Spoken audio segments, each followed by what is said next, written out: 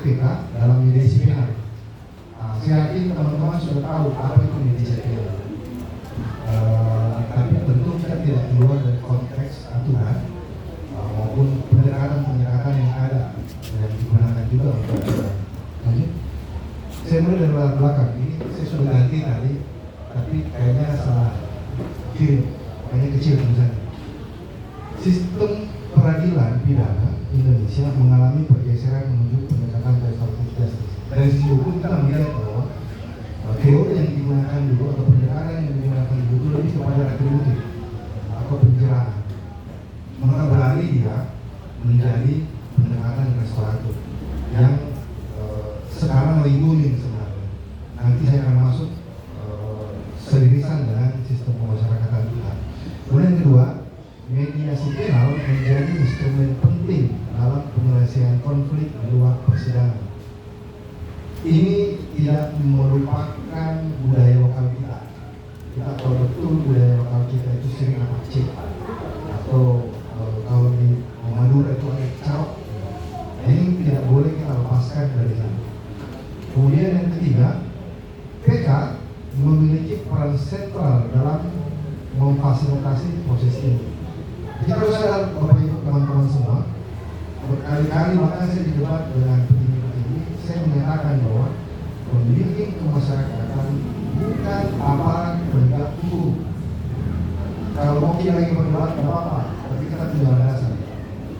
Coba kita buka di Undang-Undang 22 tahun 2022 tentang sistem pemasyarakatan, dan kita buka Undang-Undang 11-12 tentang sistem peradilan pidana anak. Tidak ada yang mengatakan PK adalah aparat penegak hukum. Tapi di salah satu pasal disampaikan bahwa petugas pemasyarakatan adalah pejabat fungsional penegak hukum. Tidak. Makanya saya sampaikan ke kita semua bahwa jangan mengandalkan background pendidikan yang kita miliki. Profesionalisme itu membutuhkan berbagai aspek keilmuan. Kita bersyukur PK ini adalah multidisiplin ilmu. Kita ada sarjana hukumnya, ada sarjana sosialnya, psikologinya, kriminologi dan seterusnya.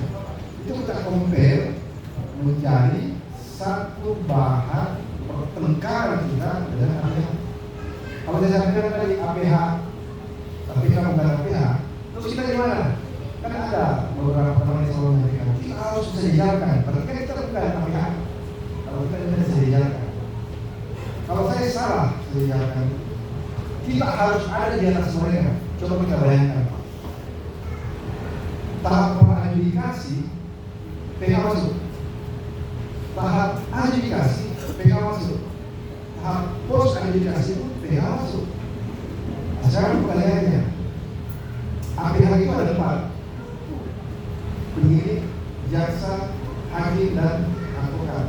Dia masuk di mana? Itu advokat. Mungkin kecuali advokat. Tapi coba advokat suruh masuk di sidang ini, tidak mungkin, karena mereka dibayar jasanya. Jadi pengacara itu kalau hanya mengirim saja di pihak kepolisian saja, ya sudah selesai di situ. Tapi belum tentu jadi, belum tentu dalam bentuk perusahaan persidangan, atau belum tentu sekarang dia pada tahap proses adjudikasi. Nah, kita seharusnya masuk di 3 titik itu. Makanya saya bilang jangan kita selalu menyampaikan bahwa harus sejajar dengan APH. Secara sistem kita itu harus adil. Hanya saja memang kita kalah debat yang akhirnya membuat pembahasan yang tadinya di Undang-Undang 81 keluar kejaksaan. Cek yang beres dalam hukum itu hilang. Oke, lanjut. Nah, permasalahannya kurangnya pelatihan teknis dan psikologi bagi klien. Saya catat Bapak Ibu, teman-teman semua, pelatihan kita itu hanya 2 jenis. TK dengan SPA. Ada di luar itu enggak? Yang normal dilakukan oleh kementerian. Mulai dari Kementerian Hukum dan HAM sampai sekarang menjadi IPAS, tidak ada di luar dari itu. Mungkin ada PDP atau memiliki kesempatan, tapi itu kan tidak khusus demikian. Padahal saya perlepan itu disampaikan bahwa minimal setahun PK atau fungsional wajib mengikuti diklat. Tapi ternyata ada dalam tahun 2024 kemarin yang ikut diklat. Saya sudah berapa tahun pernah diklat. Seperti itu. Tapi bukan berarti kita berhenti di situ. Dengan masifnya teknologi, informasi yang sangat banyak, tidak mesti kita diklat, tapi kita bisa belajar di situ. Mungkin langkah terakhir dari BPSDM Hukum dan HAM itu apa istilahnya? Apa yang selalu kita ikuti itu? Jadi saya diklat tapi lewat Zoom, dari situ ya saya itu ya, kalau kita serius juga ya, adalah kemudian beban kerja tinggi dan keterbatasan waktu. Nah ini kemarin saya diskusi panjang dengan mantan ketua Indo, Dr. Pak Cangkur. Beliau itu saya lupa apakah psikologi atau sosiologi, sesuatu itu diambil di usaha dan beliau itu ekspansi dari sosiologi bergabung ke pemasyarakatan dan dia lebih fokus pada kehidupan masyarakat. Beliau sampaikan bahwa PK cenderung menghabiskan waktu untuk membuat diri kemas. Akhirnya core bisnis kita memilih itu tidak. Nah, saya mungkin ke depan akan saya usulkan karena kredit sudah hilang, lupa sudah hilang. Saya akan mengusulkan bahwa tidak semua PK lupas dan tidak semua PK melakukan pembimbingan. Nah, ini penting kan. Harapan saya sebenarnya teman-teman PK dan PK itu bisa memberi masukan supaya apa yang kita jadikan panduan nanti yang akan kalau menjadi pas bisa terwujud. Insya Allah besok saya juga diundang untuk diskusi kembali untuk menyusun peraturan menteri terkait dengan pembimbingan itu.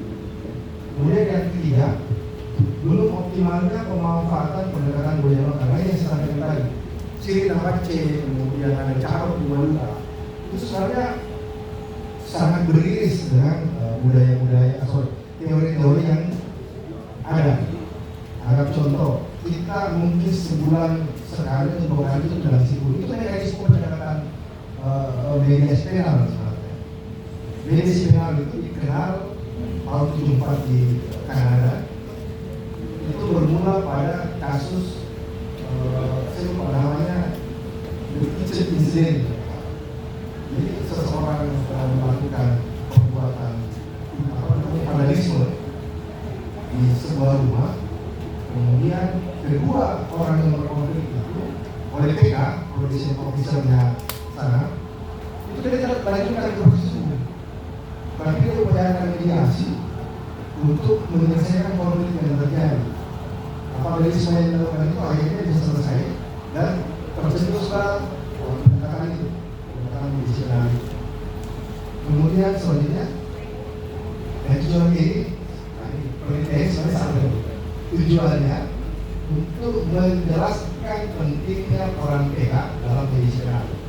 Kemudian menguraikan kompetensi yang dibutuhkan, kemudian menawarkan model penguatan kompetensi berbasis kebutuhan lokal.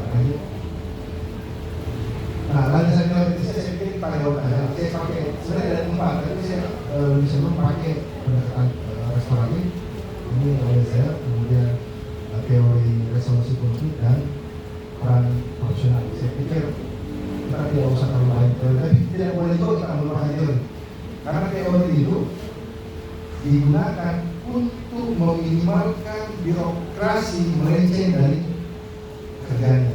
Jadi jangan lupa teori itu harus digunakan. Lanjut. Nah ini peran PK dalam mediasi menyusun litmas berbasis potensi kemudian. Nah terkadang kita juga lupa. Saya juga ada lupa. Kita tidak sadar di dalam informasi itu kita butuh informasi dari korban. Apa yang kita lakukan? Jangan kita lakukan.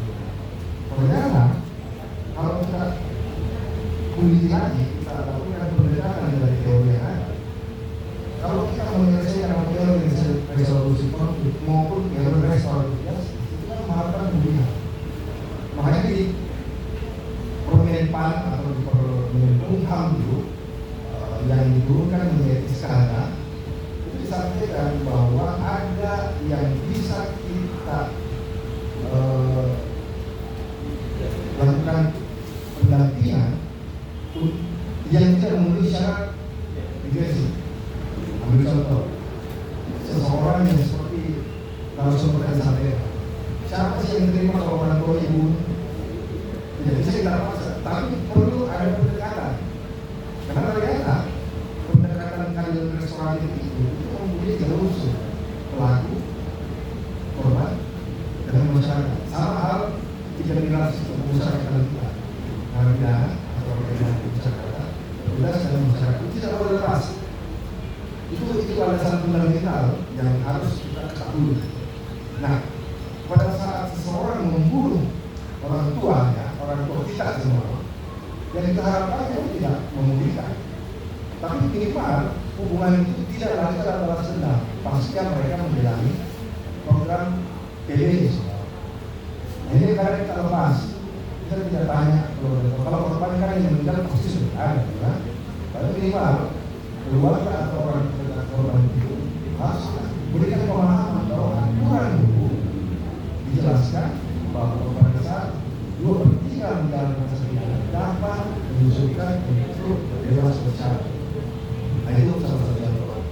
Kemudian selanjutnya memfasilitasi dialog antara pelaku dan korban. Ini juga terkadang kita lalai. Karena memang tadi APH itu saya pernah posting di satu saya dan ada beberapa yang komentar. Jadi saya katakan bahwa restoratif justice sebagai ajang mobilisasi. Ini terjadi. Restoratif justice itu jadi perdebatan saya dengan Pak Manusia di Jakarta. Tapi menurut saya kalau teori harus kita buatkan dengan teori, tulisan harus kita buatkan dengan tulisan, karena tulisan kita buatkan dengan argumentasi.